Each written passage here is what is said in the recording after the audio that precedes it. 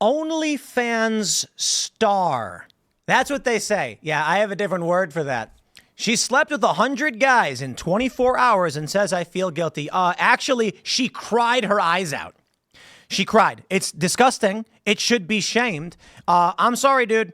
You can live how you want to live, whatever. I'm going to shame you. Okay, Lily, that's your name? Yeah, I'm shame. You know, it's funny, these leftists, they go out in public during these protests and they chant shame, shame, shame at police. Yet they're the ones who are being like, actually, let me put it this way. A woman who sleeps with 100 guys in one day and makes millions of dollars on her OnlyFans, they say, don't shame her. Don't, what do they call it? Sex slut shaming. Fat people who gorge themselves and get sick, they say, don't body shame. Yet they will shame police for arresting criminals and yell shame. As the saying goes, your boos mean nothing. I've seen what makes you cheer. So we've got clips now going viral about this woman who slept with a bunch of guys, and she cried. She's crying. She literally says she had to dissociate. She had to shut down and blank her mind because 100 guys were railing her. Here's a story from Marca. Say, when the news broke that an OnlyFans star was going to take on the challenge of banging 100 dudes in 24 hours, many saw this behavior as a clear danger to her. Yeah, seriously. Also, all the guys who would do this is the most disgusting thing, dude. She says no guy's ever going to want to marry her. That's not true. There's probably some low value male who's going to want to be with anybody. You know what I mean? You'll find somebody. Whatever. Lily Phillips announced her challenge without regard to the consequences. When she announced it, a documentary filmmaker named Joshua Peters contacted her to be able to tell the whole story afterwards. 101 men in 24 hours in a London Airbnb. What Airbnb would allow that? In the video, the reporter can be seen entering the room where the encounters took place, a place full of tissues, condom wrappers, and a rose placed on top of the bed. What could not be perceived in the video is the smell as the room stank, something that made the camera assistant wretch. Oh, man, this is awful. In her speech, the woman recounted the script she had repeated more than 100 times. The day when each man entered the room with phrases such as, come in, make yourself at home, take off your pants, or let's have a good time. Afterwards, and before Josh began to ask questions, the woman began to cry and said, surprisingly, down there, it doesn't hurt. She said before declaring the experience is kind of like being a prostitute. She then expressed concern that she had not given the men a good time because of the limitation to only a couple of minutes. I feel guilty because many men did not finish. Oh, man, this is awful. They say it's surprising that one of her statements was that she felt pressured because some men had not, After these words, the documentary filmmaker said, I certainly didn't expect to see Lily so upset at the end of it all. I thought maybe in years she would come to look back on this day with sadness, but not so immediately afterwards. I could tell you that she'd freak out right away. We got to look at this. She cried. We have this Twitter thread from Mary Morgan of Pop Culture Crisis. Check it out, where she gives her thoughts and breaks it down. We have some clips. She says, I watched the documentary about Lily Phillips. This was her immediate reaction for hooking up with 100 men in a day. She was feigning excitement for weeks before the stunt. In fear of seeming judgmental, the one and only cardinal sin recognized in modern secular culture, nobody in Lily's life stopped her from hitting self-destruct. She will remember the fact that nobody stopped her, yeah. And she will count that as evidence that she is worth nothing more than being used sexually, hence her new record-breaking goal of 1,000 men in a day. This is a veiled suicide attempt. I completely agree. This woman needs help.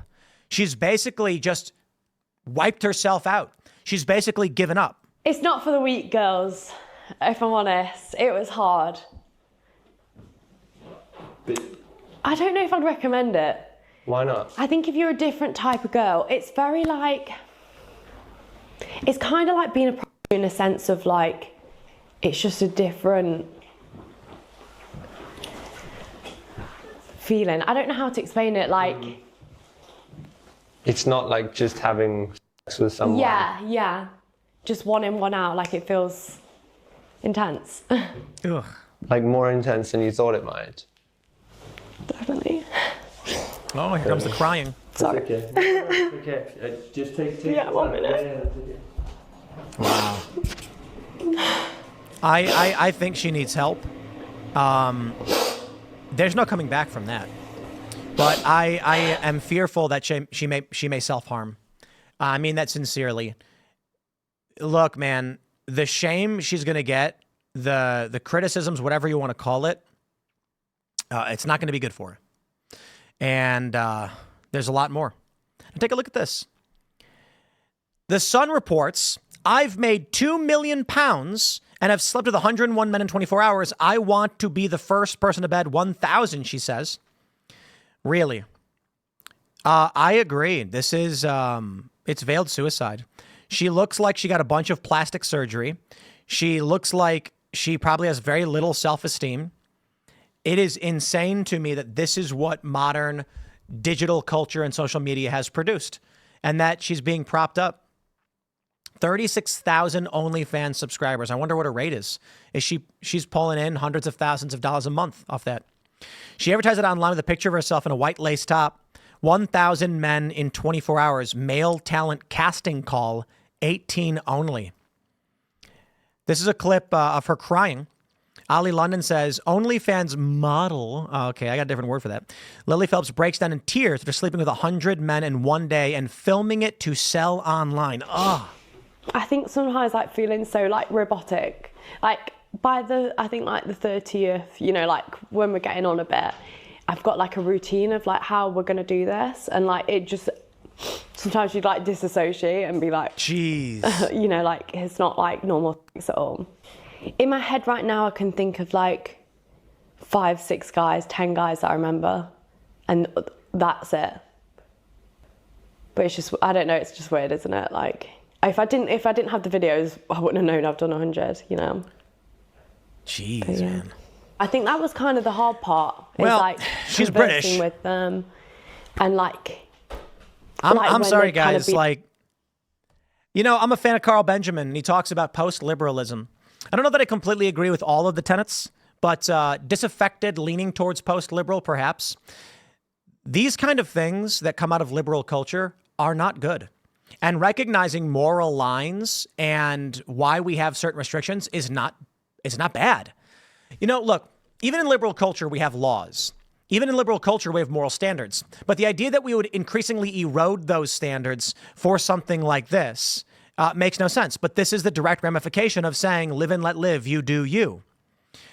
I still largely lean towards we want that freedom, but I believe we have to bring back shame. And the crazy thing is, I mean, social media, YouTube, they'll punish you depending on the degree of shame you bring about. I mean, like they demonetize YouTube channels for shaming people engaging in dangerous and bad behaviors. This woman is hurting herself physically. I'm not even talking about emotionally and spiritually, but of course that too. Worse still is the standard this sets for more people. The slippery slope is not a fallacy. It is the incremental changes to a culture over time where things become tolerable to where they become accepted or become ubiquitous or mandatory even. Take, for instance, use technology. Cell phones, once a luxury, or car phones, a better example. My car's got a phone in it. I can drive around and call people. Then they made the big bulky cell phones. Yeah, some people had it, most people didn't. Now you have to have it. You want a job, you don't got a cell phone? We're not hiring you. How about debit cards and credit cards?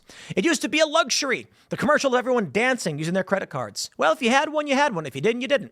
You could still buy cash. You could buy with a cash or a check. They put checks in the cash register. Yeah, crazy, right? Now, some stores don't even accept cash. Card only. You have to have it.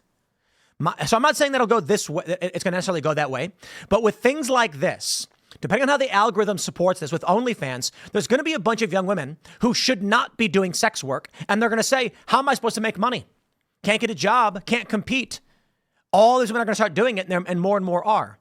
I don't think it goes the same way as cell phones. I'm not saying that. I'm saying it creates a pressure where a marketplace opens up and then women think to themselves, this is the path towards making money. I mean, the same thing is true with college. College didn't used to be necessary, so only certain people went. Then when they said, when our parents and the boomers said, everyone's got to go to college, you get a bunch of people who should not be there in college, and now they regret it, and they have massive debt, and they want us to pay it off. Government to pay it off, the taxpayer dollars. I say, let us shame people who do these things. I feel empathy for her. You know, when I say shame someone, it's not because I want to revel in their suffering. It's not schadenfreude. It's because I want people to see you do a bad thing, people will look down on you. You do a good thing, people will look up to you. Be successful and be strong. This This is corruption of Western culture in the most negative way possible. So I ask the classical liberals, explain to me how society survives with the exacerbation of things like this. Instagram, where young girls are depressed and harming themselves. Gender ideology, all of these things, the self-harm that is emerging from these ideologies. Explain to me how you deal with it. I mean, I'm sure they have an answer. I'm not saying they don't. Smash the like button, share the show with everyone you know, become a member over at Timcast.com. Timcast IRL is coming up next, so stick around and we'll see you all then.